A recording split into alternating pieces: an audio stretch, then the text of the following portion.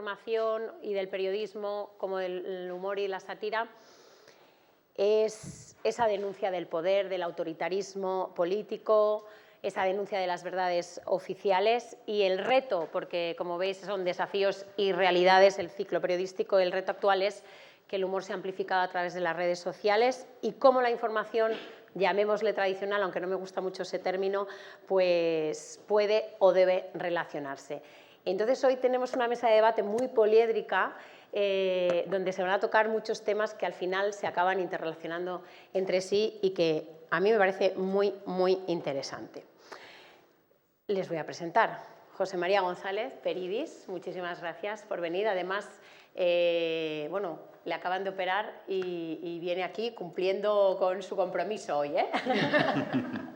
Muchísimas gracias. Bueno, dibujante, máximo exponente del humor, de la tira cómica, 40 años dibujando en el país, pero también es arquitecto, gran interés por la conservación y la recuperación del patrimonio histórico, porque es el impulsor de la Fundación Santa María la Real y también escritor. Así que, bueno, yo creo que no hace falta... a mí me cuesta presentar un maestro, Peridis, así que bienvenido. Sigue, sigue. Sigo. Sigue con los demás. Con los demás. Pere Rusiñol también es periodista, bienvenido. Gracias. Bueno, 10 años en el país, fue redactor jefe y en Público, director adjunto. Actualmente colabora en el diario.es y sobre todo es socio y redactor de 2 publicaciones, Alternativas Económicas y Mongolia, que acaba de cumplir 6 años. Ya veremos si cumplen muchos más. Sin duda. Gracias a la gente, seguro. Bueno, luego hablaremos de esa sentencia polémica que ha tenido Mongolia y de cómo se están yendo las cosas a partir de eso. Quiero decir que Pere Rusiñol es perfecto que hoy esté aquí porque desde que comenzó la transformación digital está muy interesado en cómo se están adaptando los medios y los periodistas a este nuevo ecosistema. Bien, mal, ¿cómo nos adaptamos? En nuestro caso somos como resistentes, apostamos por el papel, vamos contracorriente y creemos que tenemos la razón, además. Ah, muy bien. A mi lado, Clara Jiménez, muchas gracias por venir. Muchas gracias por invitarme. Ella es periodista y creadora en 2013 junto a Julio Montes de Maldita Hemeroteca. Después, esto es una Maldita Hemeroteca, nace también como una cuenta de Twitter que se dedica a señalar las contradicciones de los políticos y después nace Maldito Bulo. Trabaja en El Objetivo de La Sexta y es colaboradora del programa de Julia en la Onda de Onda Cero y además creo que has participado en un panel de la Unión Europea, Sí. de la que se puede contar prácticamente nada, pero un poquito sobre un grupo de expertos sobre desinformación para redactar un informe sobre este tema que mañana hacen su comunicación oficial, por cierto. Pues estaremos muy atentos, así que ella nos va a hablar de esa desinformación que nos encontramos un poco los periodistas actuales con el tema de las redes sociales, que son muchas. Bueno, y César González es director de informativos de La Sexta, también director de deportes y es uno de los fundadores de La Sexta. Junto conmigo, exacto, crecimos juntos y bueno, yo he aprendido un montón, es uno de mis grandes valedores, así que estoy encantada de que hayas aceptado mi invitación de estar hoy aquí. Como para no. Como para no, ¿eh? No sabe cómo se la gasta. Hay que decir que en toda esta época, en cuanto Antena 3, bueno, A3 Media, en cuanto se forma A3 Media y La Sexta forma parte de A3 Media, pues César González es uno de los creadores también, por ejemplo, de Al Rojo Vivo, de Más Vale Tarde, de La Sexta Columna y de La Sexta Noche, que son programas que, bueno, imaginaos, hace ya casi 11 años empezábamos con un 1% de audiencia y ahora muchos de los programas en los que él ha participado y creado pues, son líderes en su franja. Así que, como veis, son perfiles muy distintos, pero que nos van a ayudar a abordar este tema. Un tema que habla de líneas rojas. Yo creo que los periodistas tenemos muy claras cuáles son las líneas rojas del periodismo y mi primera pregunta es si el humor debe tener líneas rojas o tiene líneas rojas. Así que, Peridis, la primera pregunta va para ti. Bueno, el humor tiene que tener líneas rojas por la cuenta que le tiene. Primero, hay una empresa que tiene unas líneas, tiene un cubo del que no es fácil salir. El medio es el mensaje. Quiero decir que Mongolia puede publicar cosas que nunca se publicarán en otro medio. Pero mi experiencia ha sido muy larga y muy fructífera. Yo recuerdo el primer dibujo que me censuraron. Bueno, la primera caricatura que publiqué fue del Papa Pablo VI, a cambio de no publicar una caricatura de Arias Navarro, que le publicaba como si fuera Carlitos, el de Snoopy. Si cogéis a Carlitos, el de Snoopy, le ponéis en vez un pelillo así como Arias Navarro, bigotito y unas ojerillas, haced la prueba en casa. Y vais a tener un Arias Navarro para que os diga Franco ha muerto toda la semana. O sea, luego lo publicó Peric, le mandé uno de coña y lo publicó de portada en Por Favor. Un día publiqué en Informaciones un dibujo, las primeras caricaturas de políticos que iban a estar en la transición. Y al día siguiente voy a comprar el periódico y había una mancha negra. ¿Sí? Y digo, ¿qué ha pasado? Y dice, ahora te lo contamos. Había publicado Ruy Jiménez, que era de Demócrata Cristiano, Tierno Galván, Felipe González y Santiago Carrillo. Dice que le han dado un martillazo a Carrillo. Le dieron con el martillo, en la teja. Se les pasó en la rotativa, lo vio el director, estaba la rotativa en marcha, y entonces pararon la rotativa, cogieron el martillo, porque no tenían la hoz, y le dieron en todo el morro a Carrillo. Y entonces Carrillo desfigurado, pero fue un martillazo inteligente. A Tierno Galván le dejaron la barba. Felipe González los morritos, y Ruy Jiménez salió indemne del martillazo. Y entonces guardé la teja mucho tiempo, porque fue mi primera experiencia risible, ¿no? Pero no había manera de publicar caricaturas de Franco y todo. Cuando dicen, yo veo ahí a Franco en Mongolia, y las caricaturas que he hecho de Franco dicen que sí es igual ahora que antes, el día y la noche, no tiene nada que ver. Entonces se hacía humor entre líneas, había unos talentos en el humor descomunales. Chumi Chume era un genio absoluto, igual que lo es ahora el Roto, ¿no? Pero hay que andarse con cuidado siempre, porque también está la sección de internacional. Y eso lo digo a efectos de Mongolia y lo digo a efectos de Charlie Hebdo. Hoy ya no es el mensaje el medio en el que publicas, porque las redes sociales pueden expandir como los seísmos un dibujo que en su contexto no tiene importancia y fuera de contexto es demoledor. Anécdota al canto. Y hecho al canto. Me encuentro un día con el Rafa Fraguas, hermano de mi querido y nuestro querido amigo Antonio. Eres un cabrón, me dice, eres un cabrón. Por tu culpa casi me matan. ¿Pero estás de coña, Rafa? No, no estoy de coña. Estaba en Teherán, cuando la revolución, y tú te hartaste de hacer caricaturas de Khomeini y le ponías con el hacha y lleno de sangre. Y un día me cogió la policía y como yo ponía el dibujo, porque así lo editaba el periódico, con la noticia, hasta ahora que me han dado sección propia al cabo de 40 años, que no me quejo, está muy bien con los compañeros, pues iba la caricatura como ilustración del artículo. Y se tuvo que tragar en una comisaría, detenido, un tiempo, por una caricatura que ni él había publicado, ni a mí se me pasaba por la cabeza. Yo le decía, pero coño, Rafa, para eso está el redactor jefe, para eso está el director, para eso está el jefe internacional. Pero tú tenías que saber, digo, yo qué sabía, qué noticia, qué titular y demás. Quiero decir que las líneas rojas son hoy arenas movedizas, ¿no? Bueno, y hay una línea roja muy clara, porque lo estamos viendo con la actualidad, que es el Código Penal, ¿no? La reforma del Código Penal, que está un poco en entredicho con el tema de la libertad de expresión. Yo creo que ese es un tema publicitario, porque lo que necesitaban los periódicos y las revistas, salvo el Madrid, era un cierre a tiempo o una multa significativa y pasar por el Tribunal de Orden Público. Este tipo de... Yo lo recomiendo vivamente a la revista. Este tipo de...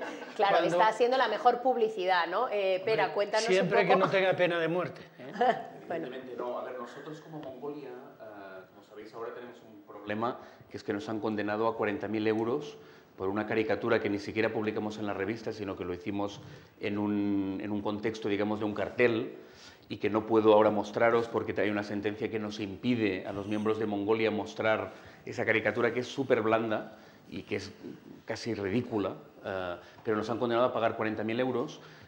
nosotros hemos recurrido y estamos convencidos de que esto nos va a hacer mucho bien. De hecho, nos ha hecho ya mucho bien porque hemos tenido mucha solidaridad, hay muchos suscriptores nuevos y creemos que en última instancia es imposible que nos condenen por algo así, ¿no? Pero la realidad es que me gusta mucho escuchar al maestro Peridis, porque nosotros, cuando lanzamos la revista hace 6 años, precisamente partíamos de una reflexión que es, digamos, los Peridis, que se lo han ganado merecidamente y a pulso, pueden seguir haciendo más o menos lo que hacían. Han hecho muchas cosas en la vida, se lo han ganado, lo han hecho muy bien, y imagínate que el país un día censurara una caricatura de Peridis. Pues sería un follón brutal, o sea, más le vale al país no censurar a Peridis. Pero hay mucha gente que no es Peridis. Y entonces nosotros hicimos un análisis de que había un retroceso, por increíble que nos pareciera, porque muchos creíamos que, que las cosas habían ido lo suficientemente bien como para pensar que ya no había marcha atrás en cosas, pero hicimos la reflexión de que íbamos para atrás claramente en 2 ámbitos. Bueno, básicamente en el ámbito de la libertad de expresión, pero en 2 cuestiones. Una, en toda la legislación, que de alguna forma cosas que antes en la transición eran perfectamente posibles, y en los 80 e incluso en los 90, y que ahora no está tan claro. Y en segundo lugar, desde un punto de vista de la propiedad de las empresas. La propiedad de las empresas ha habido un gran retroceso, yo estoy hablando sobre todo de la prensa escrita, los bancos prácticamente se lo han quedado todo, y entonces los límites de la libertad de expresión son mucho más delicados, porque antes había unos editores que tenían unos intereses, pero no eran intereses universales, y ahora los bancos, que son los dueños, tienen intereses universales. Y evidentemente no se pueden meter con Peridis porque se montaría un gran pollo, pero sí con todos los demás. Y ante esta situación dijimos, necesitamos un medio, propiedad nuestra, que nosotros mismos seamos los dueños, para ensanchar los límites de la libertad de expresión. Después nos hemos encontrado que el contexto era para defender las trincheras que teníamos, y nosotros mismos lo hemos sufrido porque jamás en la vida hubiéramos pensado que un chiste tan grotesco, os invito a mirar en Google, no lo puedo poner, pero ponéis Mongolia Ortega Cano y veréis el chiste ridículo que nos han condenado a 40.000 euros. La jueza de primera instancia que teníamos claramente no sabía lo que era la sátira. Para nosotros la sátira es un elemento central en una democracia. Y mis compañeros que fueron a declarar les dijo, oye, ustedes si molestan, ¿por qué siguen haciendo sátira? Si están molestando a este señor, ¿por qué siguen haciendo sátira, no? Déjame hacer un apunte. El mayor castigo es que les han uncido a Ortega Cano. Quiero decir que en el momento que te denuncia Mongolia Ortega Cano, y eso es terrible. Claro. O sea, os ha bajado tercera división. Pero para... Hombre, te metes con yo qué sé. Pero Peridis, nosotros somos tercera división todavía. Pero Bueno, pero es, esto ha sido un es el salto- enemigo ideal. habéis empezado fatal. Nosotros pensábamos, ¿quién se va a querellar alguna vez contra nosotros? Y Ortega nunca, Cano. ni en los mejores sueños, hubiéramos pensado Ortega Cano, porque es un pésimo torero, un mal padre, un mal conductor, Feo. un feo, o sea, y entonces es el enemigo ideal, con lo cual, bueno, yo creo que de esta historia patética que nos ha dado la razón en cuanto a la situación que estamos es terrible. Yo creo que es muy buena para Mongolia, aunque seamos de tercera división, pero con ganas de ascender, ¿eh? Tenemos hambre Pero, fuerte. mira, has dicho una cosa muy interesante. Por ejemplo, en esos países que tienen la libertad de expresión cercenada o algo restringida, el humor y la sátira es una manera de dar esa información que al establishment o al poder político no le gusta, ¿no? Y en este caso nos vemos como en España, que creíamos que teníamos las libertades conseguidas, el retroceso es al revés, ¿no? En el humor y la sátira, precisamente. Entonces, ya que tenemos un director de informativos, yo voy claramente a preguntar si hay un retroceso claro en las libertades públicas. ¿Esto es un sí o un no? Yo creo que sí. Sí. ¿Y es debido al Código Penal, a la reforma del 2015, directamente? En algunos casos, desde luego. O sea, Todo el tema del enaltecimiento del sobre todo terrorismo. En ese caso concreto, en el enaltecimiento del terrorismo, es evidente que se ha puesto una frontera judicial en un sitio en el que nos encontramos en la anomalía absoluta de que cuando ETA no está matando, cuando no hay terrorismo, sin embargo tenemos el mayor número de condenas que ha existido nunca por enaltecimiento del terrorismo, lo cual es un poco loco, ¿no? Lo cual demuestra que es muy importante cómo se legisla y cómo se De todas formas, yo creo que esto es un tema tangencial. O sea, que cuando hablamos de los límites del humor o hablamos y de la información, estamos en un debate que tiene que ser mucho más deontológico, mucho más intelectual, mucho más... Y esto otro es mucho más tema legal, un tema de legislación. Claro, pero este tema de legislación se ha convertido en la línea roja precisamente del humor y la sátira, porque no teníamos una línea roja más que un código deontológico a lo mejor de no ofender al vulnerable o, bueno, podría ser un límite que se autoimpusiera el humor y la sátira, pero evidentemente la ley ahora mismo se ha convertido en la única línea roja palpable por todos, ¿no? Sí, entonces, yo creo que esa reforma que entra me parece que en 2012, me parece que entra en funcionamiento, y es verdad que ahora se produce la anomalía, ¿no?, de que tenemos un Congreso más partido que nunca, con un montón de partidos distintos, que muchos de ellos están en contra de esa norma legal establecida, ¿no?, pero que se está haciendo efectiva, ¿no?, y está provocando pues, a situaciones ridículas, ¿no?, como lo que está pasando con un rapero que estaban metiendo en prisión, sí, o con lo que pasó con Cassandra, ¿no?, con su tuit de Carlos Blanco, ¿no?, cuando en la transición os hinchasteis a hacer bromas con... O sea, que decir, ¿qué hubiera pasado con la codorniz Peridis con este código penal? O sea, Con la codorniz no, este código no había. Era el top y a la cárcel. Y cerraban. O sea, lo tenían claro, ¿no? Lo que pasa es que ahora esa línea roja tiene, la que decís, es terrible. Porque cuando la pones en el sistema y el arma se lo das al Poder Judicial, las cosas se ponen muy serias, quiero decir, porque cuando una cosa se judicializa es que es igual que las tuneladoras. Cuando está el procedimiento judicial, pones la tuneladora y se lleva por delante la fibra óptica, las líneas telefónicas, el alcantarillado, lo que pilla. Como no gradúen bien la tuneladora, y claro, cada juez es una tuneladora. Tener esa legislación es muy peligroso. De hecho, en el ejercicio, por ejemplo, de la sátira, todas estas condenas que vemos, pues eso, a raperos, a grupos de música, a Cassandra, a los titiriteros también, por ejemplo, ¿no?, que estuvieron en prisión preventiva hasta 5 días, hace que os autocensuréis de alguna manera. Claro, en nuestro caso no, porque hemos salido precisamente para esto, digamos, ¿no? Porque creemos que España es un país que estaba, digamos, muy bien orientado, que venía de un sitio horroroso, que era el franquismo, y que iba hacia Europa, pero había unas anomalías, digamos, ¿no? Y las anomalías, nosotros cuando salimos, era precisamente para forzar esas anomalías. En el terreno puramente jurídico, nosotros nos parece que hay dos anomalías que hay que acabar y que ahora las estamos sufriendo. La primera es la existencia misma de la Audiencia Nacional. Yo eso nunca lo he entendido. O sea, la Audiencia Nacional es una entidad que no tienen los países democráticos homologables a España en Europa. Es un tribunal especial que antes juzgaba el terrorismo, que ya es raro. O sea, un principio fundamental del derecho es que te toque el juez que te toca y no un tribunal especial. Y entonces, del top antiguo nació la Audiencia Nacional, se justificó por la existencia del terrorismo, ahora no hay terrorismo, pero sigue habiendo permanentemente cosas relacionadas con el terrorismo para justificar la propia existencia. Por lo tanto, la Audiencia Nacional es una anomalía de España que nosotros dijimos, hay que empujar para que esto no sea así, ¿no? Y la segunda es esa cosa tan rara de las injurias a la corona, de la tipificación como delito relacionadas con la corona. Nosotros, el segundo número creo que pusimos en portada, el rey podría violarte, como portada. Nosotros somos un tipo de revista que nos gusta mucho provocar, pero no porque sí. O sea, era una crítica de decir, bueno, ¿cómo es posible que el rey en España sea inimputable?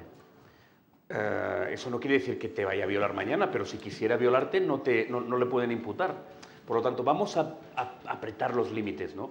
Bueno, la corona no nos ha hecho nada y ha tenido que ser Ortega Cano, o sea, es todo un poco extraño, ¿no? Es todo muy raro, pero creemos que realmente hay materia en este país para protegerse e intentar emular a Europa, que es donde siempre hemos querido estar, ¿no? Bueno, y en esta batalla, un poco de protegerse también, yo creo que están ahí los medios tradicionales de la información tradicional que están poniendo en evidencia pues, todas estas sentencias y explicando de una manera más corporativista, si queréis llamarlo, ¿no? De una manera donde se comprueba la información y se dice la realidad.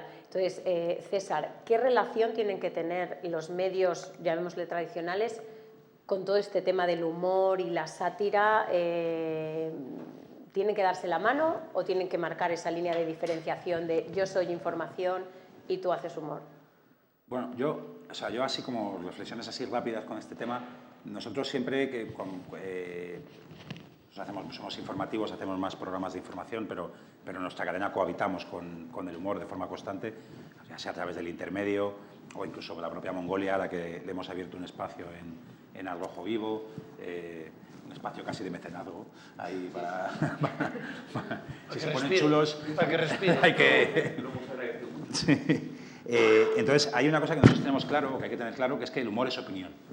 O sea, cualquier ejercicio de humor parte de un punto de partida, que es que se integra dentro del género de la opinión. Ojo, la opinión es un género de la información.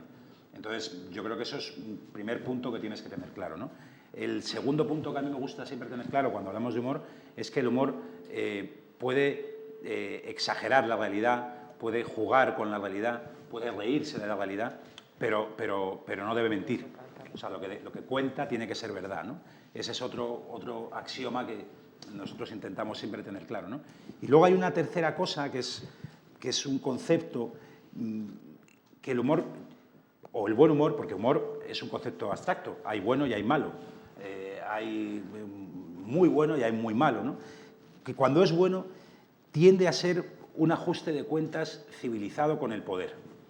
O sea, cuando el humor es realmente bueno, es cuando va a por el poder. Un arma de acción política, ¿no? Y cuando es malo suele ir generalmente a por alguien que es débil, ¿no?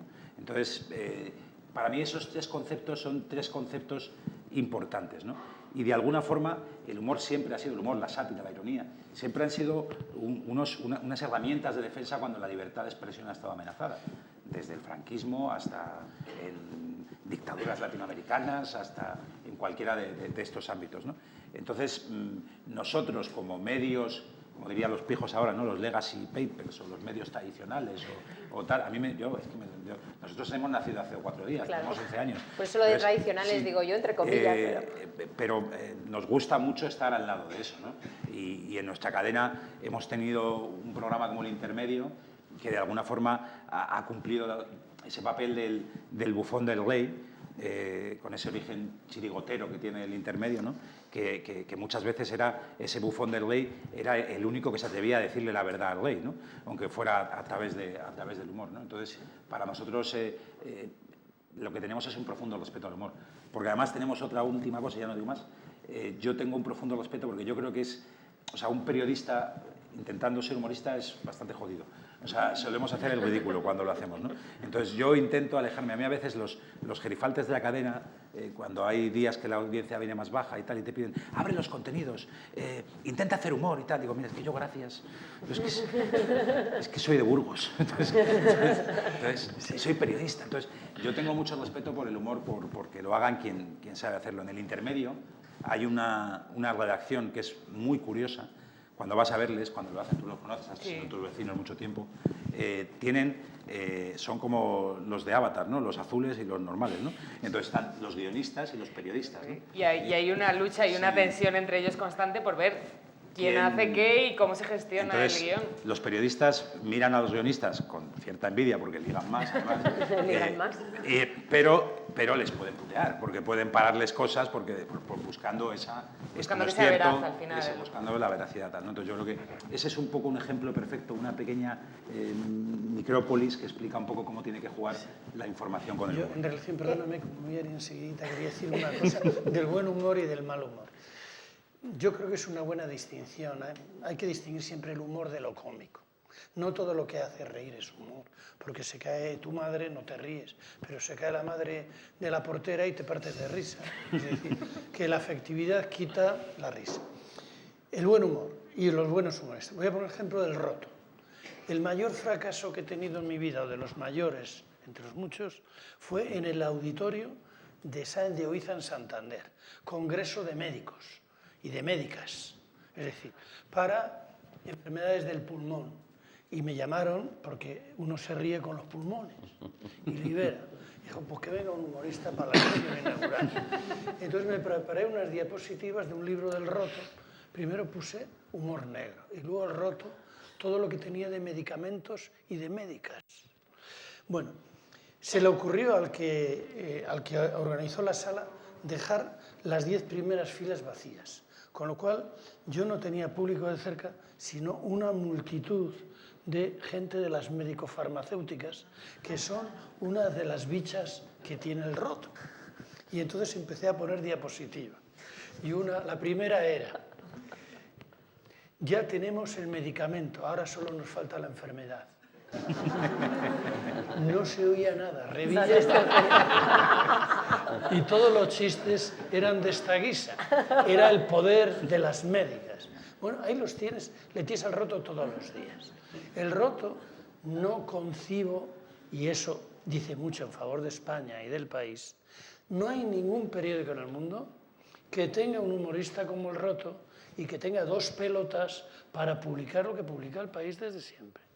Yo estuve una vez que dieron a Flotas una medalla de la Legión de Honor en la Massa de France, y vino Plantu y nos contó Plantu, que sale en la portada de Le Monde, cómo trabaja él en Le Monde.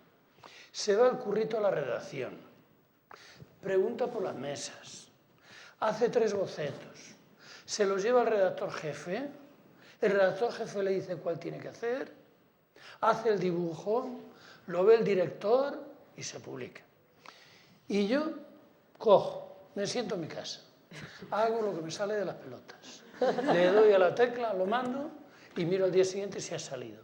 Y sale siempre. Y sale. Entonces, como el roto, no hay nadie en la prensa mundial que yo sepa, y está aquí mi amigo González Orbaneja, que lleva muchos años en este oficio, y lo puedo asegurar. Como Chumi no había nadie en un periódico en Estados Unidos, te hacen unas caricaturas y ponen budget, presupuesto, un tío con una cartera sentado, nada de simbolismo. Los chistes del roto y los de muchos son la leche. Quiero decir que hay una diferencia porque tenemos que mirar lo que hay afuera plásticamente, que es todo muy, muy convencional en general, ideológicamente. Vamos, chistes como los de las médicas, atreverme yo a presentarme en esa plaza de toros con ese público y con Ortega Cano allí. Bueno, es más fácil burlarse de los demás que de uno mismo, claro, eso de reírse El humor de es uno reírse, mismo el humor tema, es reírse ¿no? de uno mismo y de su propia sociedad. Lo que hacemos normalmente, sobre todo en caso de guerra, eso es muy típico, incluso en guerras regionales. Yo he leído todos los días La Vanguardia y he leído todos los días El Periódico. Los he comprado. No tratan ellos lo suyo como nosotros tratábamos, ni siquiera entre líneas. Un respeto reverencial. Vamos a hablar un poquito de la verdad, luego volvemos, porque has dicho cosas muy interesantes. Todavía te queda un ratito, ¿no? 5 minutos. 5 minutos, entonces no. ¿Me permites, Clara, que Por favor. sigamos un poquito con Peridis, que a Clara la vamos a tener, porque íbamos a hablar sobre la verdad en el humor, pero bueno, entonces, si te vas en 5 minutos, de todos esos personajes que tú dices, pero dices, nosotros somos capaces de crear simbolismos, ¿no? Y dices, los americanos no, y esos personajes, estos personajes, vamos, a mí me encanta. Maravillosos. ¿Cuál crees, con el paso del tiempo, y ahora que puedes echar un poquito la vista atrás, cuál crees que es el perfecto? El personaje perfecto es Fraga. Fraga. Porque es el policía de las series de Charlot. Fraga lo mismo iba que venía. Arrancaba teléfonos. O sea, tú tenías a Fraga y tenías hecho el chiste. Y luego cuando haces un personaje, o sea, yo a Rajoy le puse tumbado encima de Suárez, de la maca, ¿no? de Aznar hace 12 años. Hay tiras publicadas, yo le ponía tumbado.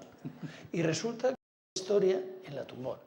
Claro, pero yo pensaba que ibas a decir que el perfecto era Rajoy, ya veo que no, pero no. roza la perfección. Lo que pasa es que yo he tenido la suerte, fíjate, Carrillo, un monstruo, Carrillo, es que, ¿cómo cogía el cigarro? ¿Con qué estilo?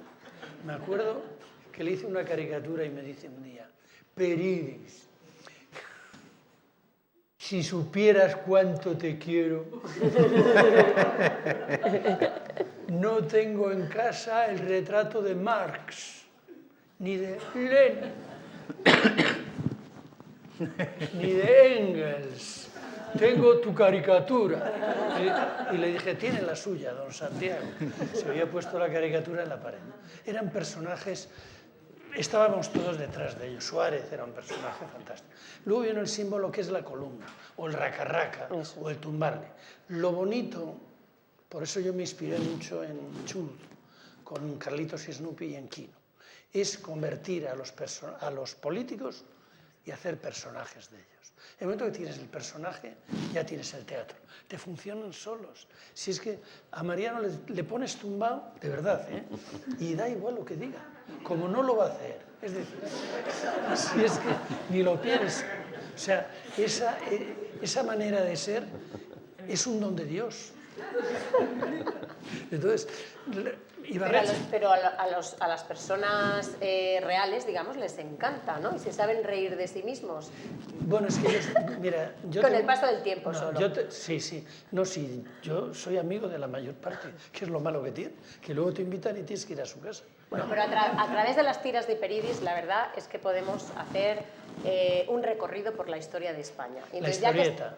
Ya que estamos hablando un poquito de cómo ha evolucionado también el humor y la sátira, cómo ha evolucionado la democracia. Nos contabas esa censura, la teja, el golpe en la teja, pero... Pero aquello no era democracia. Aquellos años 74. Por eso. Después de la noche al día. Luego tenemos los vaivenes de los gobiernos. Cada gobierno tiene una ideología y hay gobiernos que llevan su ideología a las leyes, al código. ¿Y has sentido en alguna ocasión ya en democracia alguna viñeta que dijeras, alguna tira que dijeras, esta quizá no salga? No, únicamente una vez que hacía muchas del Papa, Juan Pablo II, pues es que todos los días hacía una tira, porque todos los días estaba de viaje. Y se cansaron en el Vaticano y dieron un toque y dijeron, deja descansar un poco al Papa, pero que nos deje descansar él a nosotros. No, la verdad es que... Desde su trayectoria, los últimos acontecimientos, como por ejemplo lo sucedido con la revista Mongolia, no sé qué reflexión podríamos hacer en esa evolución. Pero yo creo que... Lo malo es que haya unas leyes que permitan a unos jueces aplicarlas de esa manera. Yo estoy con vosotros. Porque una de las cosas que se contaban cuando había muchas conferencias de humoristas era cómo habían reaccionado ante el top.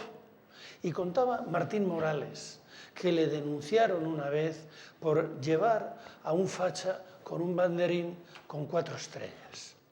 Y entonces llegó al tribunal, se encontró con un juez de la vieja época franquista y le dijo, pero bueno, ¿qué pasa aquí? ¿Usted ha querido aquí hacer al ministro de la Gobernación? Que no, sí. A un general, que no. Y esta bandera, pues habrá cagado una mosca. Una mosca, ¿no ve que no está bien dibujada? Y le interroga sobre sus antecedentes. ¿Usted qué familia es? Pues yo soy hijo de un guardia civil. ¡Hombre, deme un abrazo! Yo también soy del cuerpo. Entonces, es que hay una España estrecha y hay una España cachonda. Y te toca un estrecho y es la noche. Mira, yo tengo un bar debajo que no me deja dormir. Me han operado el corazón. Estoy en juicio con ellos. Llevo 5 años. Me voy a morir antes que cierren. Ha estado la Guardia Civil, ha visto los ruidos. El día que fui a la vista, dijo la jueza, todos tenemos ruidos en casa. Y digo, no, a todas las señoras las viola el marido cuando no se deja. No le podía decir nada, ¿qué le voy a decir yo? Tenemos ruidos en casa, joder, hay ruidos y ruidos. Si tienes un bar que cierra a las 2:30 de la mañana y abre a las 6 y hace un ruido tremendo, ¿por qué? Entonces depende quién lo aplique, ¿sabes? Y yo creo que lo malo es que haya leyes que quieren entrar en sitios donde no se puede tipificar. ¿No? Es que es muy difícil tipificar. Cuando se tipifica el humor, ¿estamos censurando? Cuando se tipifica el humor, estamos haciendo gilipollas. ¿Por qué es que tipifica? Si es que el humor se escapa. Si es que además tiene muchos significados. ¿Por qué significado? El humor es polisemia. El humor es, pues lo que decía Gila. Gila contaba, cuando venía de Argentina, en aquella época, que cogía los periódicos y dice, yo cojo en España el periódico y no entiendo nada. Y me dicen todos, bobo, si es que tienes que leer entre líneas. Y dice, y leo entre líneas y lo veo todo blanco. Pues es que el humor siempre escribe entre líneas, siempre tiene otros significados. Entonces no les puedes agarrar todos, ¿no? Y lo que demuestran es estulticia, porque yo creo que intentar apresar cosas de este tipo, en el caso vuestro, es que es inconcebible, inconcebible absolutamente. Siempre ha existido esa línea sobre el derecho al honor, el derecho a la imagen y el derecho a la información, y en este caso... Pero eso ya está en la Constitución. Exacto, siempre ha sido a favor del derecho a la información, por supuesto. Entonces, en este caso, volvemos a tener otra vez, ¿no?, ese encontronazo y tenemos un nuevo código penal. Por eso mismo yo estoy, y reitero en ello, que el error es descender muy abajo en la tipificación, porque dejas el arma en manos de gente que no tiene... Hay mucha gente que no tiene sentido del humor, ¿eh? O sea, aquí hay mucha coña y eso, pero siempre que no afecta a tu equipo, a la Macarena, es decir, a mí la Macarena que no me la toquen. Y ves que la gente tiene... El problema es las líneas rojas que tiene la gente en la cabeza a nivel mental. Y esos tabús personales, de clase... Mira, nadie ha protestado casi por los chistes que he hecho yo. Mingot hacía un chiste de médicos, o de farmacéuticos, o de taxistas, y tenía 2000 protestas. Es el chiste ese que va por la calle y dice, oye, tú. Y dice el otro, pues mira que tú, pues todo el mundo y tú más. En política ahora lo vemos. Todo el mundo y tú más. Todo el mundo dice, gilipollas. Se vuelven 25. Dices, guapa. Y te dan una hostia. No, pero es que es verdad. Insultas y todo el mundo mira. Y dices, mira que tengo más majo. Nadie se vuelve. Bueno, pero hablábamos de una cosa importante y es que te tienes que ir, Sí, ¿verdad? sí. Bueno, pues muchísimas gracias por acompañarnos. Vamos a despedir a Peridis, maestro.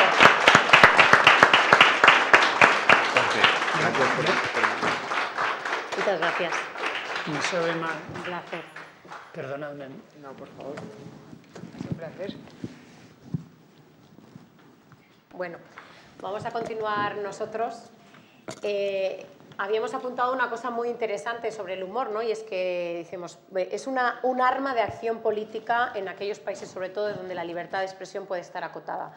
Y, por supuesto, cuenta siempre la verdad, que hay que leerla entre líneas, con humor, pero que cuenta la verdad, ¿no? Y ahí entra un poco Clara Jiménez, porque es importante que tengamos en cuenta si lo que estamos consumiendo, porque las redes sociales lo que han hecho es que amplificar un poco el consumo del humor y la sátira, pero no sabemos a veces muy bien qué es lo que estamos consumiendo, porque a veces parece humor, pero no lo es. Y tú que sabes mucho de eso. A veces pretende ser humor, Pretende. se disfraza de humor, pero no hace ninguna gracia. Eso es un poco problemático. Decía Peridis antes, me ha parecido muy interesante, que las redes sociales han expandido el mensaje hasta sacarlo fuera de contexto, que es un poco lo que le pasa a las noticias falsas cuando se camuflan como humor. Hay una de las modalidades de noticias falsas que estamos viendo mucho ahora, son aquellas páginas web que publican informaciones que son mentira. Algunas pueden tener algo de gracia, algunas no le harán gracia a nadie, o habrá mucha gente que no las pille. Yo no soy quien para decir si son graciosas o no, cada cual le haría gracia lo suyo, pero lo que consiguen es que la gente haga clic y las comparta mucho y las consuma como si fueran reales, y simplemente se escudan en que son humor porque en su aviso legal dicen, no, es que hacemos sátira. Bueno, haces sátira no, ganas dinero publicando cosas que son mentira. Y la ley te permite decir que haces sátira y que estás exento de tener ningún tipo de responsabilidad al respecto. Claro, porque eso realmente no estamos hablando de un humor y una sátira como lo que estamos hablando aquí, ¿no? Que es un arma más periodística con ese objetivo común de denunciar el poder, el fanatismo religioso y todo lo que estamos hablando aquí. Tenemos algunos ejemplos, por ejemplo, de qué tipo de webs. Bueno, por ejemplo, hay una web que se llama inoticia.es que publica humor y yo conozco a sus creadores. Creo que ellos tienen una intencionalidad de hacer sátira en algunas de sus noticias. Creo que otras, por ejemplo, tienen intención de hacer sátira cuando publican que Iñaki Urdangarín recibe una paga mientras vive en Suiza esperando a ver si tiene que entrar o no en prisión. Esto como titular puede no parecernos gracioso. Es verdad que si entras en el cuerpo de la noticia está escrita en un tono de sátira y pretende hacer cierto tipo de denuncia. Tiene dos problemas eso. Uno, que muchas veces solamente nos leemos el titular, no nos leemos el cuerpo y por lo tanto probablemente podemos llegar a creer que es verdad. Y luego hay otro tipo de noticias que están claramente redactadas para conseguir clics y es un negocio, moverse por en lo esa tanto. delgada línea y convertirse en un negocio. Por ejemplo, a partir de ahora te cobrarán las boquillas de los alcoholímetros. No es algo que tenga una búsqueda de humor ni que pretenda hacer una denuncia social X. Es una noticia que mucha gente se cree y la comparte. ¿Cómo podemos saber si lo que estamos leyendo es humor, sátira, de verdad, o en realidad es una fake news en este caso? Eso siempre es un poco complicado porque Sí, cada uno, como decía claro. Peridis, tiene su humor y entiende el humor de una manera y le harán gracia unas cosas u otras.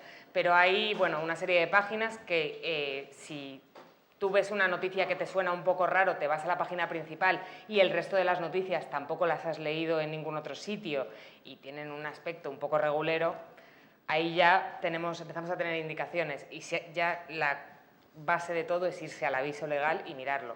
En el aviso legal están obligados a decir todo lo que publicamos es falso, esto es satírico. Pasa con varias páginas, Hay Noticias es un ejemplo, Viscalacant es otro ejemplo, Desinfocat sería otro ejemplo, a veces tienen gracia y a veces crean memes. Me acuerdo ahora mismo uno de la nieta de Franco con un rótulo específico que se empieza a viralizar fuera de la página web y se convierte en algo que la gente empieza a creerse que ella dijo en un programa de Telecinco que nunca dijo. Lo que está claro es que las redes sociales se están convirtiendo en un medio donde aparecen, no sé si llamarlos humoristas, pero sí, pues, por ejemplo, los memes. Los memes se pueden convertir también, no sé si en la nueva tira cómica. No sé, ¿qué piensas, Espera? Pues la verdad es que no lo sé, no estoy seguro. Sí que sé Hay que memes muy inteligentes. por Y supuesto. memes muy tramposos Y también. memes muy supuesto. tramposos. No, yo creo que lo más importante es dejar muy claro el marco en el que operan las cosas, ¿no? Nosotros, Mongolia, tenemos un doble registro. Tenemos la parte de atrás, tenemos información, tenemos una sección que se llama Reality News, como tiene el Canard Enchaîné en Francia, que ponemos a partir de aquí si se ríe es cosa suya, y ahí intentamos hacer información dura, que al final es también lo mismo que hacemos con sátira, porque siempre apuntamos al poder con un registro distinto, información o sátira. Pero todo está claramente enmarcado en si es información, es sátira, en todo caso es Mongolia, y está claro lo que somos, ¿no? Yo creo que en el momento en el que vivimos, sobre todo lo que hemos visto con las elecciones americanas y en otros sitios, es evidente que el grado de sofisticación con los memes y con el potencial de las redes es brutal y que son excusas, lo que está explicando muy bien Clara, con intencionalidad política. La intencionalidad no es la sátira, sino modificar cosas, extender bulos, o sea, y por eso es tan importante el trabajo que hacen ellos, ¿no? ¿Qué falla aquí o cuál es la diferencia? Los memes pueden servir para sátira o para lo contrario. Lo importante es que quede clarísimo el contexto en el que se desarrollan las cosas y si no está claro el contexto, pues hay que desconfiar por sistema, ¿no? Pero eso yo creo habría que exigírselo a todo el mundo en el sentido de, y yo creo que es la crítica que a nosotros nos hacen páginas como Hay Noticia, cuando nosotros decimos que hacen humor, y se quejan mucho y dicen, bueno, a ti no te hará gracia, pero podría ser humor. Tienen una parte de razón en eso, porque al Mundo Today no les exigimos que digan que su página es satírica, porque todo el mundo la conoce. Si nadie la conociese, probablemente habría noticias específicas del Mundo Today que podrían pasar No, a ver, como algunas reales. veces, gente que no la ha conocido, después ha hecho noticias a partir de cosas del Mundo Today incluso. Pero el Mundo Today no tiene ninguna voluntad de ocultar que es un proyecto satírico. Y en cambio hay muchos proyectos Sí, que sí lo pretenden. que con la ambigüedad empiezan a lanzar bulos que tienen una intencionalidad política, desacreditar a uno o al otro, no sé qué. Entonces, un ignorante, que tienes derecho a ser ignorante hasta que lo descubres, puede pensar que el Mundo Today es serio y reproducir su noticia y después hacer el ridículo. Pero el Mundo Today nunca ha ocultado que es claramente un medio satírico, ¿no? Yo creo que el contexto tiene que ser muy claro y el del Mundo Today creo que es muy claro. Y en cambio esos otros que has citado no. Hay una parte como de responsabilidad, ¿no? Yo digo, el periodista tiene clara cuál es su responsabilidad como periodista, o sea, no denuncias cualquier cosa, ¿no? Sabemos lo que hay que denunciar. ¿Tú crees que en el humor se tiene claro esa responsabilidad también social, un poco? Pues no lo sé, nosotros tampoco pretendemos erigirnos en portavoces del humor, en el periodismo tampoco, o sea, comparto profesión con un montón de periodistas que los considero, yo no me considero moralmente mejor que los demás, pero creo que hay un sistema de corrupción en el periodismo que, por mucho que seamos periodistas, no me considero portavoz de los otros, digamos, ¿no? Entonces, en el humor lo mismo, cada uno, aquí hay familias de todo tipo. Incluso Charlie Hebdo, que es una revista que yo siempre me ha gustado, en los últimos años, sobre todo cuando llegó Sarkozy al poder, a mí no me gusta Charlie Hebdo. No me gusta, digamos, centrar el... Yo creo que la sátira, como ha hecho Peridi, se tiene que centrar contra el débil. Contra el poderoso. Si se centra contra el débil, no me gusta. Entonces, en Francia, meterte sistemáticamente con los musulmanes, a mí me gusta que se hagan chistes sobre Mahoma y sobre la religión musulmana, pero sistemáticamente contra los musulmanes, burlarse de los musulmanes en una sociedad en que los musulmanes son minoría estigmatizada, a mí no me gusta. Quiero decir que evidentemente respeto su derecho, pero no es el tipo de humor que a nosotros nos gusta. A nosotros nos gusta situarnos siempre, sistemáticamente, en contra del poder en la sociedad que tenemos. Y Nos por lo faltan tanto, chistes de la Macarena, decía no, Pericles, claro, ¿no? nosotros, la religión católica, nosotros nos dicen mucho, ¿por qué os metéis tanto con los católicos y no con los musulmanes? Nosotros nos metemos también con la religión musulmana, pero en nuestra sociedad, la herencia católica, nacional católica además, es poderosísima y además seguimos pagándola todavía nosotros a día de hoy, ¿no? Económicamente, desde todos los puntos de vista. Por lo tanto, nuestra obligación, creemos, o por lo menos aquí nos queremos situar, en España, en el año 2018, es dirigirnos, sobre todo la sátira, a los católicos, a los partidos del gobierno, a la monarquía, no, digamos, a cosas que son minoritarias o que están en posición objetivamente de no poder en nuestra sociedad, ¿no? Y ahora que dices, no, también reírnos de nosotros mismos. Tenemos un ejemplo claramente en el intermedio. Nosotros, si nos metiéramos con la religión musulmana, que son minoría, pues estaríamos contra el débil, ¿no? Pero meterse sobre todo porque si fomentas prejuicios, ¿no? Es como si empezamos a hacer chistes de los judíos con la nariz, los mismos chistes que hacían los nazis. ¿Qué sentido tiene, no? O sea, nosotros tenemos que ir, en nuestro caso así lo queremos, contra el poder. Es muy fácil ver lo que sucedió con Charlie Hebdo, y en cambio el intermedio hizo humor con la Semana Santa sevillana y se montó un lío. Y se montó un lío importante. Macareno. Se montó un lío. Un lío macareno importante, Sí, sí. porque nos cuesta reírnos, ¿no? Pero es interesante la combinación, en este caso que hablabas tú antes en La Sexta, tenemos el intermedio con esa parte de humor que nace de una noticia real, veraz, y que lo que hace es una denuncia, ¿no? Que es limpio en ese caso. Sí. Y luego están los informativos. ¿Cómo funciona ese engranaje entre las dos partes? Pues fatal. Porque, claro, tenemos todos los días un tío que dice, han escuchado las noticias, ahora les contaremos la verdad. Con lo cual, llevamos 12 años cohabitando con un chalao que dice todos los días, de lunes a jueves, que somos unos mentirosos, ¿no? Entonces, la verdad es que nos llevamos muy bien y tenemos muy buena onda. Y es verdad que ellos, o sea, sobre todo lo que son es una herramienta, ¿no? Primero de entretenimiento, yo voy a usar una frase de Forges que a mí siempre me gustó mucho, que él planteaba, él siempre decía que el humor, que la gente, o sea, que el humor no consiste primero en hacer reír, sino primero consiste en hacer pensar, ¿no? Y después ya tiene que provocar risa, ¿no? Pero que Forges siempre decía, primero consigue que piensen, ¿no? Y después de que piensen, que se rían, ¿no?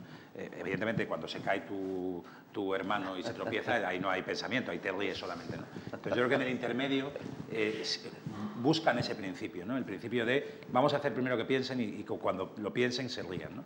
Y luego, sobre todo, el intermedio tiene un elemento clave, que es lo que acaba de decir Pera, que es siempre va por el poderoso, ¿no? O sea, siempre está metiéndose en líos, ¿no? Nos hemos metido en muchísimos líos con el intermedio. Y nosotros, de hecho, los hemos sufrido, ¿no? O sea, muchas veces yo, como responsable de actualidad y de informativos en La Sexta, me encuentro con mucha relación con políticos en la que he tenido grandes problemas por culpa del intermedio. Entonces, joder, es que es la hostia el otro día, con políticos de todo pelaje, de todo tipo, ¿no? Entonces, la verdad es que para nosotros es un orgullo, ¿no? Y han hecho una labor brutal. Primero han tenido un poder descomunal a la hora de exagerar, satirizar los males de este país, y han tenido capacidades de hacer cosas espectaculares. Yo recuerdo el día que hicieron, por ejemplo, un sketch en el que se reían de los encapuchados de ETA leyendo un comunicado, ¿no? Que era un tema casi tabú, ¿no? Y ese día fue el día que yo dije, hostia, esto se va a acabar.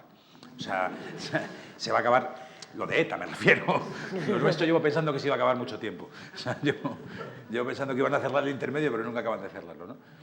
Sobre todo porque deben ganar mucho dinero con el intermedio, que eso siempre ayuda a que no lo cierren.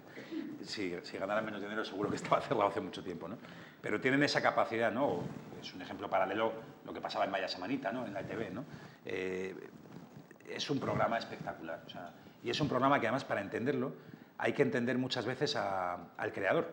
El creador, que es Contreras, Globomedia, todo ese mundo, pero sobre todo hay una persona ahí clave, que es Michael, que ahora ya no está, ahora está en otras historias, pero fue el creador y el que estuvo durante mucho tiempo dirigiendo ese programa, que él viene de Cádiz, de Rota, y es chirigotero. Entonces, eso explica mucho el intermedio, ¿no? O sea, el intermedio se entiende mucho desde la chirigota, ¿no? Y él tenía una frase que a mí me parecía espectacular, que él hablaba sobre el humor como el bisturí. Entonces decía, el bisturí es una herramienta que bien utilizada pues te puede curar un tumor, pero que mal utilizada te puede desangrar y destrozarte, ¿no? Entonces, ellos tenían esa finura. O sea, yo muchas veces le decía a él, es mucho más difícil lo que hacéis vosotros que lo que hacemos nosotros. O sea, para mí resumir lo que pasa en el mundo en media hora o hacer un programa con Antonio o un informativo con Chris es complicado, pero lo que hacen ellos, esos 35 o 40 minutos con ese bisturí, utilizando esa finura y teniendo cuidado de no cortar venas, tiene una dificultad y o sea, yo lo que siento es admiración por ellos. En España faltan programas de sátira política, porque estamos hablando que tenemos el intermedio, pero en Estados Unidos los late nights todos tienen esa caricatura un poco de los políticos, y aquí pues yo creo que hemos tenido Vaya Semanita, pero ha sido en la TV, está Polonia en Cataluña, pero no nos sabemos reír. Yo creo que no, fíjate. Yo creo que el humor ha resistido mucho mejor las presiones políticas y empresariales que los periodistas. O sea, creo que nos han ganado en eso. O sea, me da pena decir esto ahora que soy de Peridis, ¿no? Pero para mí El País sigue siendo un periódico de izquierdas por El Roto y por Forges o por él. El resto me parece un periódico de derechas. O sea, sinceramente, yo he oído espacios mucho más valientes en el humor que muchos compañeros del periodismo, ¿no? O sea, pero hasta en el riesgo, incluso en lo absurdo, o sea, desde espacios como La Vida Moderna o gente como No te metas en política con Facu y con Miguel, o por supuesto lo que hace Mongolia, o lo que hacía la ETV. Era más valiente Vaya Semanita en la ETV y más crítica con la sociedad vasca que nuestros compañeros de los informativos de la TV, o incluso, por ponerme a mí de ejemplo, ¿no? Y de víctima, muchas veces se ha atrevido a hacer cosas más agresivas y valientes el intermedio que a nosotros nos costaba más hacer, ¿no? Entonces, y además creo que hay una onda nueva de humoristas que ahora he dicho varios nombres, pero creo que el humor ha sido bastante valiente en nuestro país. No me importaría nada haber visto un periodismo tan valiente como he visto el humor. ¿Tú echas en falta más programas de este corte? Un poco también, porque como vemos es sano también para el periodismo, ¿no? Que haya mucho más humor y mucho más... No sé, seguro. A ver, yo creo que la sátira es uno de los elementos que mejor define la salud democrática de un país, ¿no? España está mal en ese sentido, porque la salud democrática está mal. Pero es verdad que lo que hace La Sexta, a ver, a nosotros nos ha ayudado mucho el hecho de que en ese contexto, de repente, además fueron ellos, César en concreto y Antonio, ¿no? Que nos dijeron, queremos que Mongolia esté, en un contexto en el que necesitamos aliados. Quiero decir que la tele ha hecho muchas cosas, en particular La Sexta, en ese sentido que estamos hablando, pero evidentemente no es comparable a lo que sucede en otros países, ¿no? Pero tampoco las revistas. O sea, nosotros somos una revista muy humilde. En Reino Unido tienen el Private Eye que la peta, y está todo el poder político pendiente de que el Private Eye no se meta contigo. En Francia tienes el Canard Enchaîné, que tienen 100 años de vida y ganan cada año 3 o 4 millones de euros, pero sobre todo Francia tiembla. No Ortega Cano, Francia tiembla, ¿no? De hecho, Fillon perdió las elecciones gracias al trabajo que hizo el Canard Enchaîné, ¿no? Entonces, evidentemente, España está peor, y está peor en tele, con algunas excepciones, claro. Bueno, y están los riesgos de la sátira, ¿no? Hablabas antes de Charlie Hebdo. Yo no sé si cada vez estamos en un mundo más intolerable después de ver lo que pasó con el Charlie Hebdo, los atentados. Sí, a ver, la sátira siempre, el poder se ha molestado más todavía, ¿no? Porque la información molesta mucho, pero la sátira tiene una capacidad de ridiculizar. Eso es. Que el poder no está acostumbrado. El poder está acostumbrado a ser él el que ridiculiza, dándonos mensajes ridículos y diciéndonos, por ejemplo, tonterías como que las pensiones públicas no tienen futuro y tú te lo tienes que tragar, digamos, ¿no? Entonces, si tú haces lo mismo con ellos y les ridiculizas diciéndoles barbaridades, pues evidentemente se vuelven locos, ¿no? Por lo tanto, la sátira, en general, es un elemento que el poder, a la que tiene posibilidades, pues te intenta apartar. Y si lo mezcla con el terrorismo, que es lo que suele pasar, digamos, es la forma ideal para intentar apartarte. Y en España estamos con esa situación especial que antes decíamos, que ha habido unos cambios legales y hay la Audiencia Nacional que hace que las cosas sean más difíciles. Pero yo creo que al final la gente no es tonta y la gente está reaccionando con mucha fuerza, ¿no? En nuestro caso, nosotros estamos muy emocionados porque somos una revista humilde, somos los dueños nosotros mismos, no tenemos capitales, tenemos amigos, pero no es suficiente. Y bueno, una sentencia que nos piden 40.000 euros y que esto nos quitaría de circulación y que en cambio en un mes hemos tenido 1.000 suscriptores nuevos, hemos agotado stocks de camisetas. O sea, la gente no se deja engañar tan fácilmente. El poder tiene muchos resortes, pero la gente sabe la importancia de lo que está en juego y creo que está respondiendo muy bien. El periodismo se ha convertido también en aliado, que es lo que está diciendo un poco Pera, ¿no? Un poco nos damos más la mano ahora que antes, nos necesitamos mucho más que antes en estos momentos. Yo no sé si nos necesitamos más, pero creo que nos complementamos mejor, por lo menos, con el tiempo. Decía Jorge Lanata que nada le jode más a un político que te rías de él.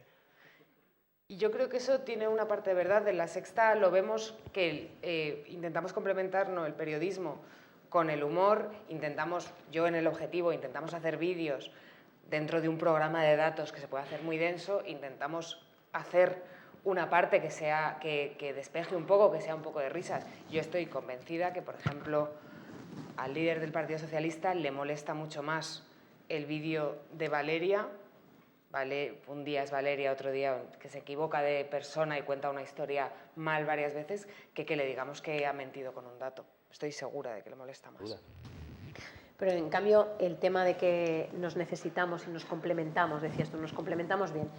El hecho de que el humor llegue a las casas y la gente se ría hace también que queramos consumir, por ejemplo, más política, ¿no? Que seamos más autocríticos.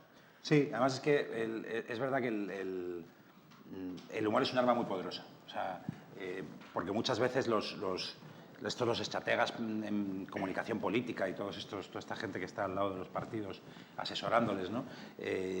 Van entendiendo y van comprendiendo, ¿no? La capacidad de que el humor imponga una idea o imponga un pensamiento es muy poderosa, ¿no? O sea, por ejemplo, Cifuentes, ¿vale? Máster del Rey Juan Carlos, ¿no? Evidentemente, informativamente es aniquilador la información, o sea, es totalmente... Es una falacia que esta mujer no acepte una realidad obvia y aplastante, ¿no? Pero ¿qué es lo que más, probablemente lo que ya ha terminado? La chanza. O sea, el ingenio tan descomunal que ha surgido. O sea, ¿cuántos chistes habéis recibido en vuestro WhatsApp sobre Cifuentes que responden a un hecho verdadero y que además atacan al poder, ¿no? El nivel de imposición sobre una verdad, más que no sé cuántos escolares hablando en el Al Rojo Vivos, no sé cuántas portadas, no sé cuántas, ha pasado al imaginario colectivo. O sea, se lo ha convertido, o sea, ya todos estamos diciendo, he sacado muy de Cifuentes en el examen, todos estamos haciendo, me han regalado el máster no sé dónde, todos lo hemos incorporado a nuestra broma cotidiana, ¿no? Entonces, cuando eso pasa, ya es imposible de frenar, ¿no? Entonces, esa es la fuerza brutal del humor, ¿no? Es la que termina por imponer algo de una forma absoluta, ¿no? Entonces, el humor es tremendamente poderoso.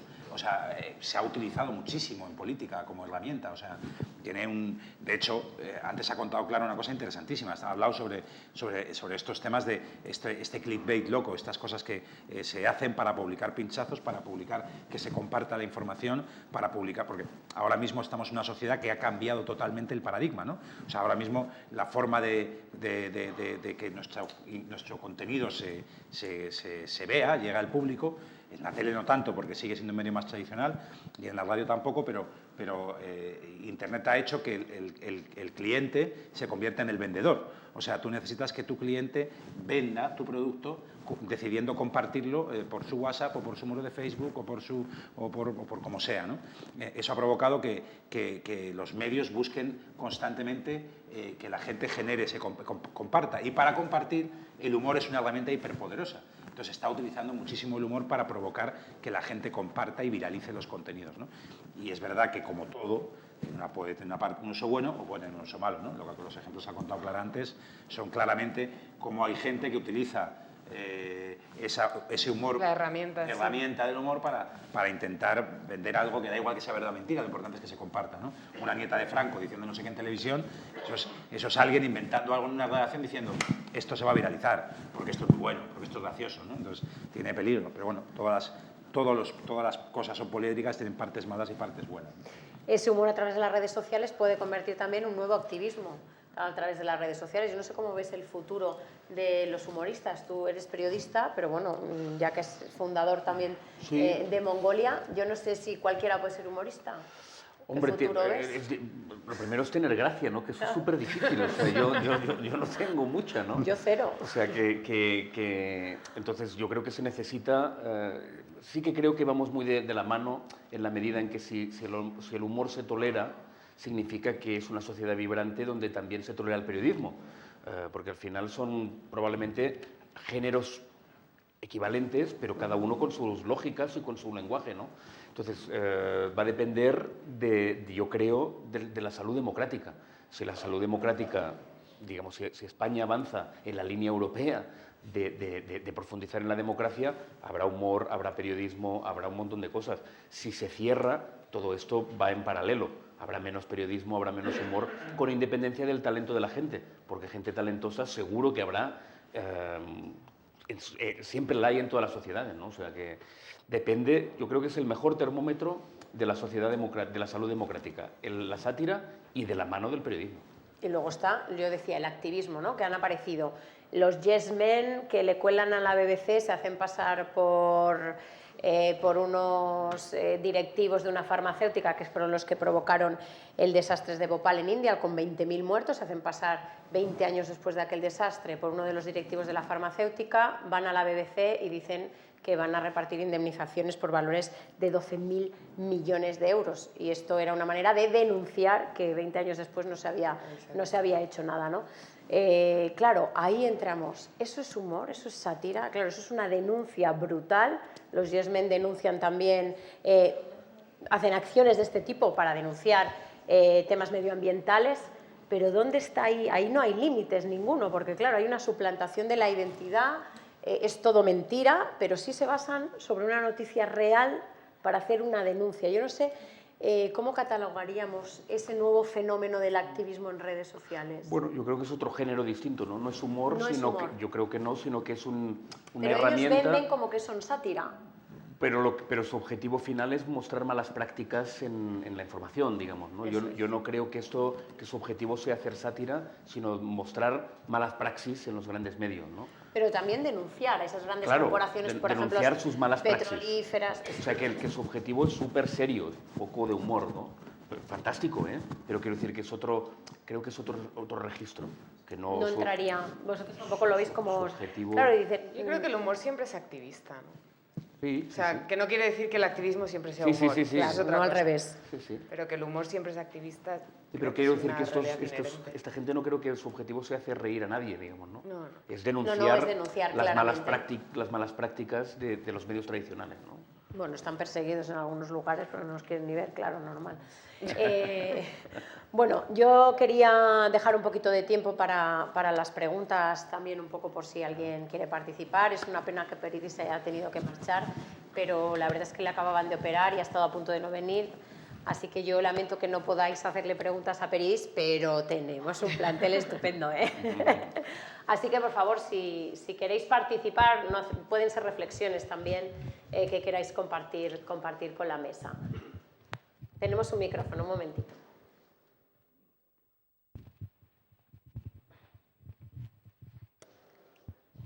Gracias.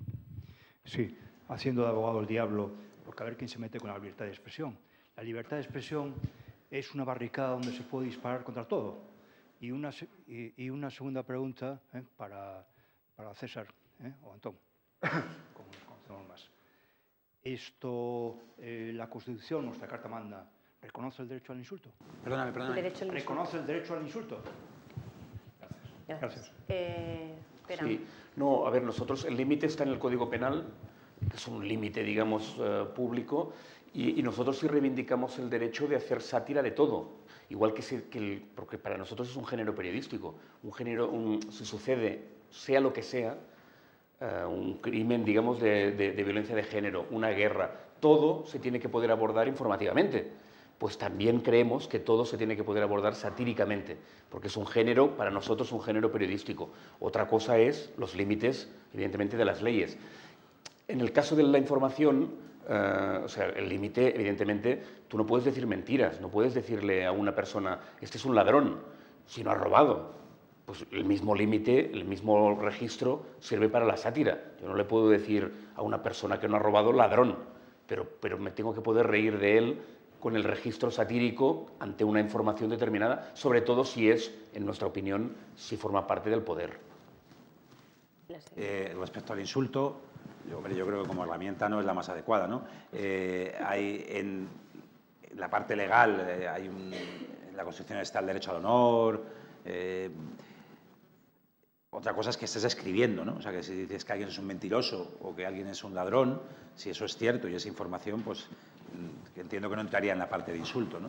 Pero yo creo que el insulto no es un mecanismo para hacer información. Creo que la información se trabaja con otras cosas. Hay gente que trabaja con ello, ¿eh? O sea, tenemos una radio todas las mañanas aquí que trafica con odio y se dedica a vender bilis. Y le va muy bien, porque la bilis y el odio generan adicción. Y hay tipos que viven de eso, ¿no? A mí no me parece el mecanismo más adecuado. La gente que hace eso suele conocer muy bien, además, cómo vivir en la frontera, o sea, cómo caminar por el límite para que nunca le pase nada o para estar protegido respecto a que le pasen cosas, ¿no? Pero yo creo que no es el camino. El insulto podría a lo mejor verse también desde la sátira, en este caso entraría también un poco, pero decíamos que el humor bien entendido no va contra el débil en este caso, ¿no? Para nosotros no, o sea, pero tampoco seríamos muy partidarios de regularlo. Claro. O sea, a nosotros no nos gusta. Y el insulto tampoco nos gusta, pero eso no quiere decir que a veces no lo utilicemos, sobre todo para la gente que no está acostumbrada a que le insulten. O sea, nosotros, por ejemplo, hicimos una portada que, bueno, hay gente que le molestó mucho, que era, poníamos la infanta Cristina y se titulaba, en fin, ya sé que no es muy bonito, digamos, ¿no? Pero era hija de puta en portada. Nosotros pusimos hija de los reyes en pequeño, imputada, era en varias páginas y había quedado la portada hija de puta. Entonces mucha gente eso le parece demasiado fuerte. Nosotros lo defendemos porque los reyes no están acostumbrados a esto. Pero yo no lo pondría de otra persona. Solamente, como he dicho antes, nuestro objetivo es forzar los límites en todo lo que afecta a la monarquía, la Audiencia Nacional, la libertad de expresión, y nos parece que los reyes no están acostumbrados y que merecen también conocer que se les insulte, digamos, que es una ayuda que les hacemos, ¿no? Entonces, es una cosa muy particular de Mongolia, o sea que no nos gustan los insultos. Al final esto va mucho de lo que hablábamos antes de los contextos. Claro. O sea, uno de los problemas de las redes sociales ha sido eso, ¿no? O sea, del humor en las redes sociales ha sido eso.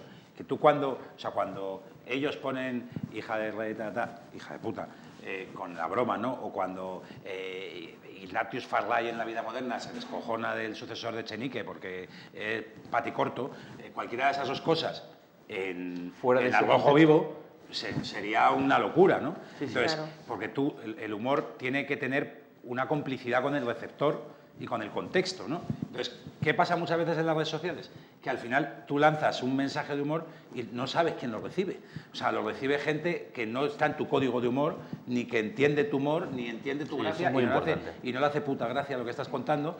Y entonces, pues, eso ha generado... O sea, la red social ha descontextualizado dónde se emite el humor, ¿no? Y el contexto es muy importante. O sea, imagínate ese titular en Más vale tarde o en... No tiene ni pies ni cabeza. No tiene ni pies ni cabeza, ¿no? O sea, Bueno, y al hilo de esto, recordemos lo que le pasó a Guillermo Zapata, ¿no? Concejal en el Ayuntamiento de Madrid, que al final dijo que se había descontextualizado esos mensajes que formaban parte de un debate sobre los límites del humor.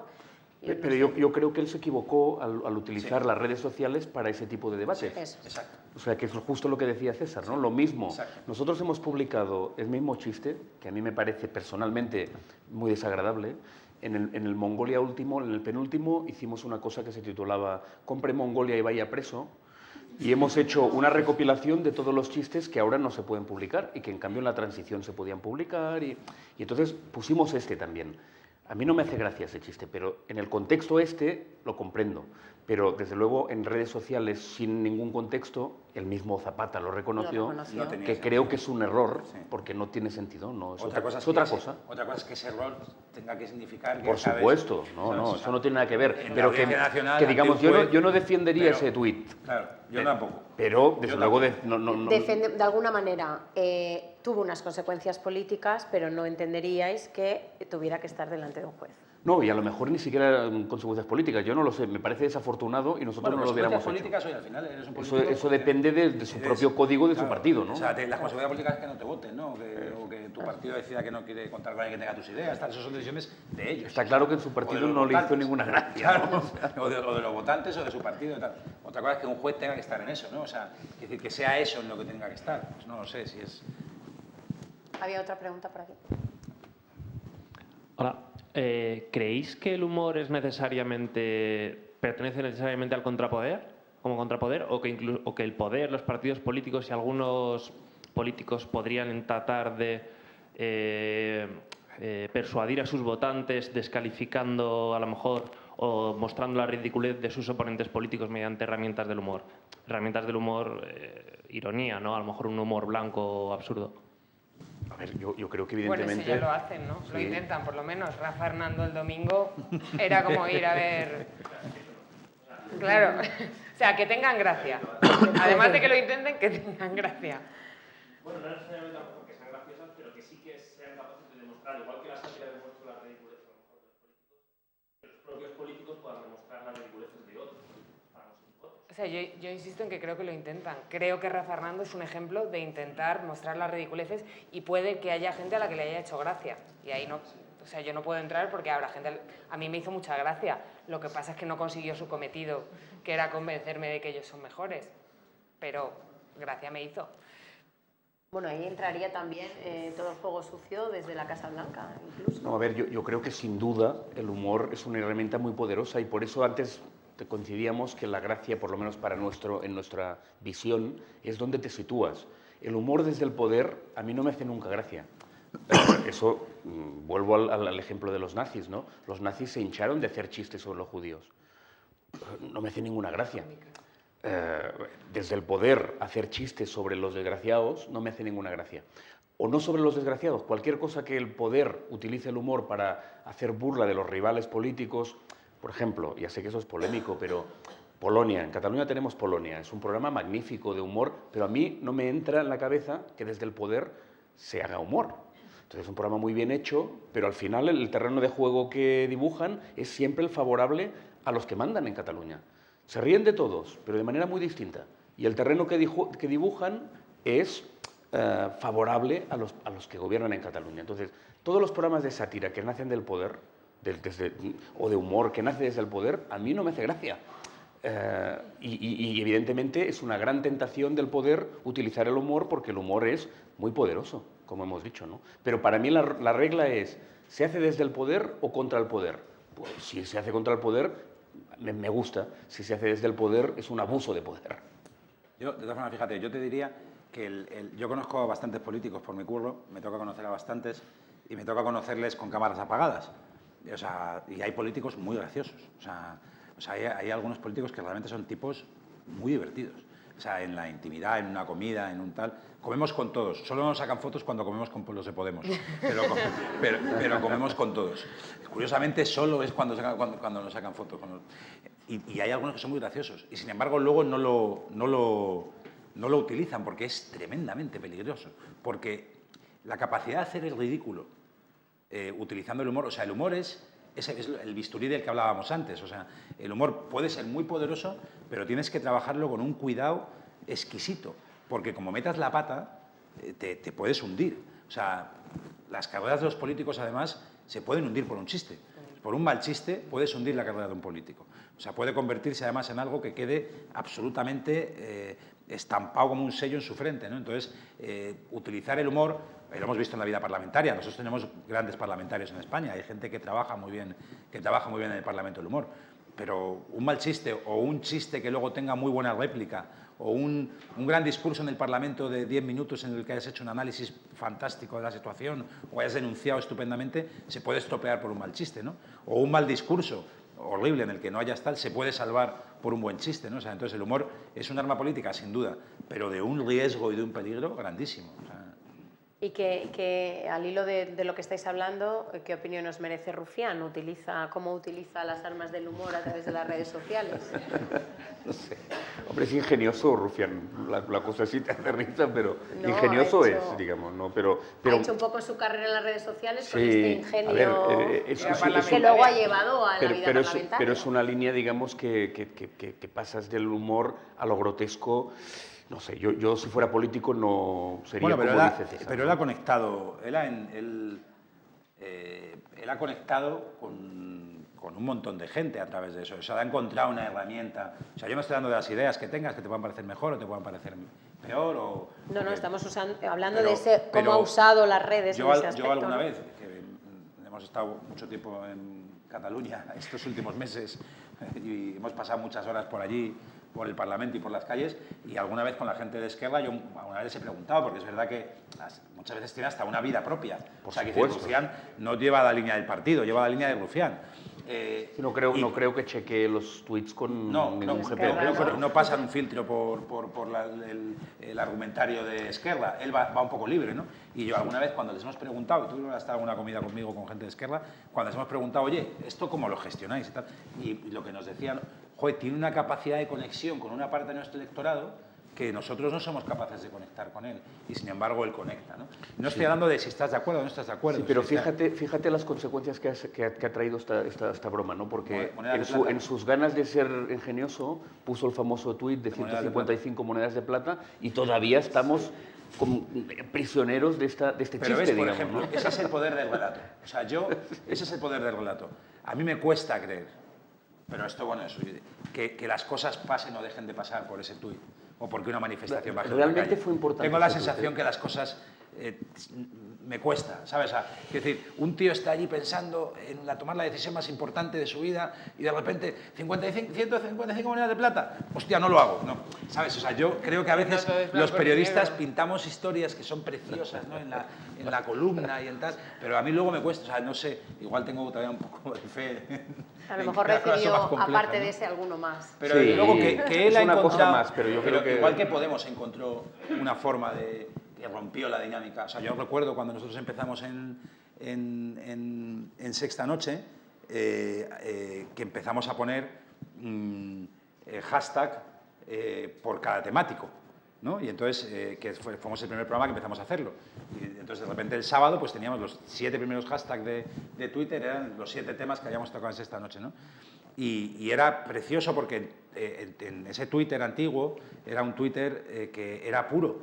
O sea, realmente podías taquear qué estaba pensando la gente que tiene móvil y comenta en Twitter, que es un grupo pequeño de la sociedad, ¿no? Pero bueno, tenías un reflejo de cierta realidad de gente comentando, ¿no? Y ahí Podemos entró a Bellón y utilizó eso, lo aprovechó, le sacó jugo. Ahora ya está totalmente prostituido, ya es imposible, porque entras allí y está todo lleno de ejércitos de todos los partidos, que todos los partidos tienen sus tropas que se dedican a escribir y a llenar los... que han tenido que hacer maldito bulo y maldita hemeroteca para que nos quede claro, porque ahí hay de todo, ¿no? La utilización del poder también. ¿Más preguntas? Bueno, por ejemplo, ahora que está tan utilizado el tema este del 525 sobre ofensas a los sentimientos religiosos, yo recuerdo unas portadas vuestras, por ejemplo, de la Madre Teresa con la ametralladora y Viva Cristo Gay. No habréis tenido, entonces no teníais los problemas que están teniendo ahora, ¿no? Estaba mucho más relajado ese tema. Bueno, en el tema religioso también siempre ha habido... Nosotros, por ejemplo, cuando estuvimos en Sevilla por el teatro, que a veces, o sea, como he dicho antes, Mongolia es una factoría satírica que hace una revista, unas obras de teatro, unos carteles, siempre con la misma idea, pero adaptado el lenguaje a cada cosa. Cuando fuimos a Sevilla, utilizamos la Macarena como reclamo y como cachondeo y con ganas eso de empujar los límites en la monarquía y en la religión, que son nuestros puntos fuertes, y nos contestó por Twitter muy severamente y prácticamente llamando al boicot un tal Zoido, que era alcalde de Sevilla y que ahora es ministro del Interior. Zoido es de tuit fácil, también te lo digo. Sí, pero a mí me preocupa mucho, digamos, que el actual ministro del Interior liderara en Twitter una reacción de indignación porque nos burlábamos de su santa Macarena, digamos, ¿no? Entonces, bueno... Si es indignación, también tendrá libertad de indignarse, ¿no? Claro, lo que pasa es que depende de estos líderes, digamos, de masas, el siguiente paso que dan, ¿no? En Cartagena, todo lo de Ortega Cano vino porque nosotros hicimos la misma operación con la Virgen de Cartagena.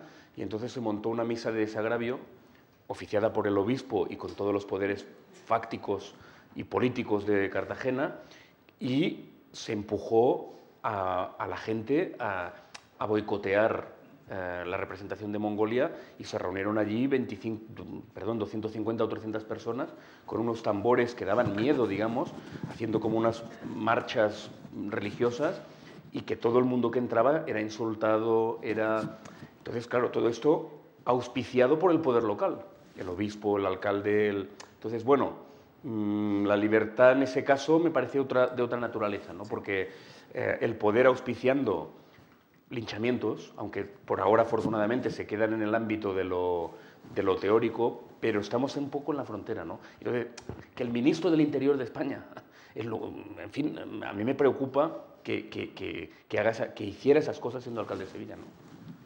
De la misma forma que su antecesor me preocupaba que iba a rezar una vez por semana al Valle de los Caídos, ¿no? O sea, son cosas que a mí me preocupan. Sí, aquí delante hay otra pregunta. Sí, hola, yo quería comentar un poco la línea de lo que habíais dicho, que depende de dónde salga la opinión, ahora que pone mucho de moda, eres un nazi, un fascista, un catalán fanático, un vasco filotarra, un no sé qué, o un chavista, lo que sea, pero si no eres eres un patriota, eres un buen español, digamos. Yo estoy cansado como catalán desde hace años de leer auténticas barbaridades, de oír auténticas barbaridades, que ya me suponen que yo soy separatista, terrorista, fanático, que quemo niños, que no sé qué, que le arrancamos la lengua a los que hablan castellano en casa, entre ellos yo, por ejemplo, con mi padre, y bueno, hay cosas así que... ¿Qué tal? Pero en cambio, oyes determinados mensajes y no es que es un buen español, es un buen patriota. En ese caso, vosotros, cuando os metisteis con eso, no erais unos buenos patriotas. Cuando a veces es más buen patriota defender todos los derechos que ya no existen desde hace 5 años, algunos no existen, digamos.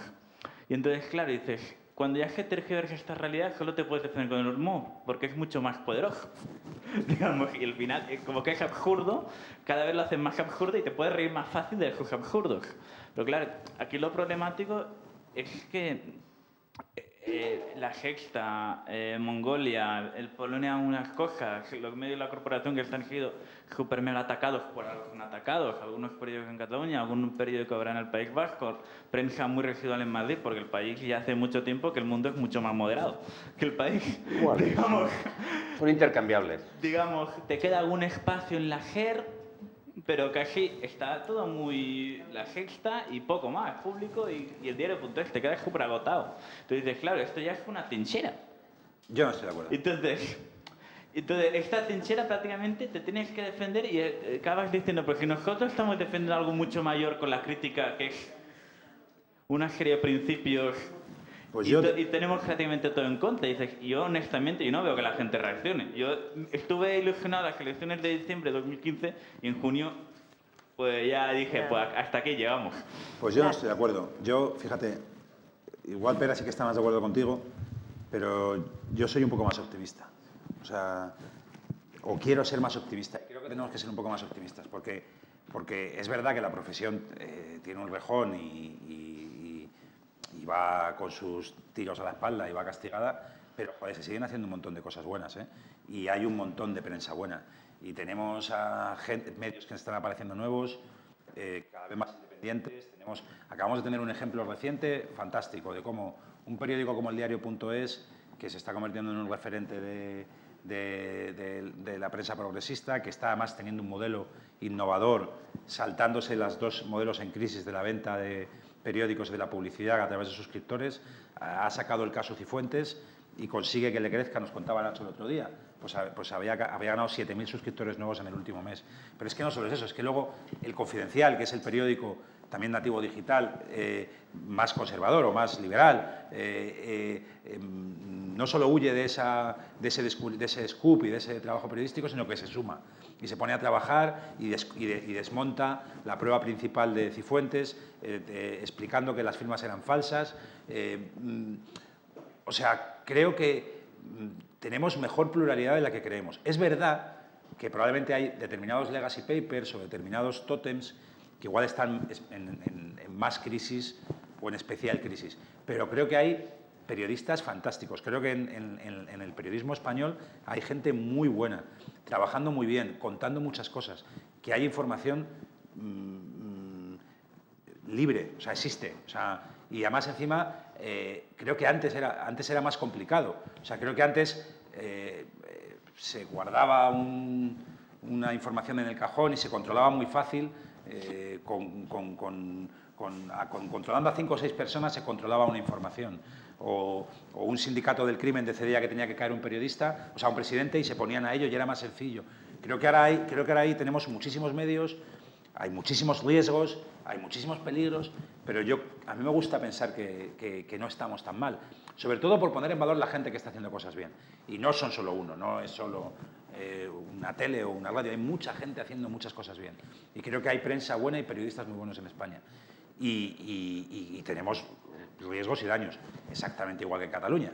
O sea, en Cataluña ocurre exactamente lo mismo y en algunos casos hasta peor. O sea, es decir, yo he visto cosas en Cataluña alucinantes en cuanto a control informativo, pero también he visto grandes trabajos de periodistas. O sea, he visto gente trabajando espectacular en La Vanguardia como Lola, o gente trabajando espectacular en El Periódico, o sea que amenazas, riesgos, mogollón. ¿Que estamos en una trinchera y que somos dos gatos? No. Yo creo que la prensa tiene gente trabajando muy bien y el público tiene capacidad de ser informado. Ahora, hay que estar atento y alerta porque la cosa está chunguita. Y no hay que confundir con los medios, que no es lo mismo.